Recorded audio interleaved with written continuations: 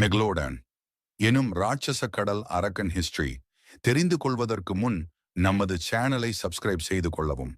23 million வருடங்களுக்கு முன்பு கடலின் ராஜாவாக பிறந்தது. பூமியில் இருந்த மிகப்பெரிய சுறா, நீளம் 60 அடி வரை, எடை 70 டன். ஒரே கடையில் திமிங்கில எலும்பையே நசுக்கும் சக்தி, பைட் ஃபோர்ஸ் 1.8 டன். 250க்கும் மேற்பட்ட கூர்மையான பற்கள், ஒவ்வொரு பல் 7 அங்குலம் இருக்கும். வாயின் அகலம் 3 மீட்டர், ஒரு கார் கூட உள்ளே போகும். வேட்டையில் கூட்டமில்லை. தனி பேரரசன், ஏபெக்ஸ் பிரெடேடான். சுறாக்களுக்கு எலும்பு இல்லை. கார்டிலேஜ், அதனால் எலும்பு ஃபாசல் கிடையாது. பற்களே ஆதாரம். பூமியின் அனைத்து சூடான கடல்களிலும் சுற்றி வேட்டையாடியது. பெரிய திமிங்கிலங்கள் வட துருவத்திற்கு நகர்ந்த போது மேகலோடன் குளிர் தண்ணீரில் செல்ல முடியவில்லை. புதிய கில்லர் வேல்ஸ், ஓர்காஸ் குழுவாக தாக்கத் தொடங்கிய போது மேகலோடனின் ஆதிக்கம் சிதறியது.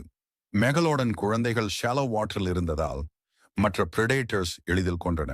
சுமார் 3.6 மில்லியன் வருடங்களுக்கு முன்பு முழுமையாக பூமியில் இருந்து மறைந்தது.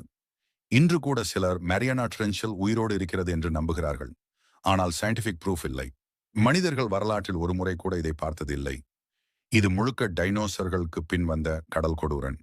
இந்த பதிவு உபயோகமாக இருந்தால் சப்ஸ்கிரைப் செய்து கொள்ளவும்.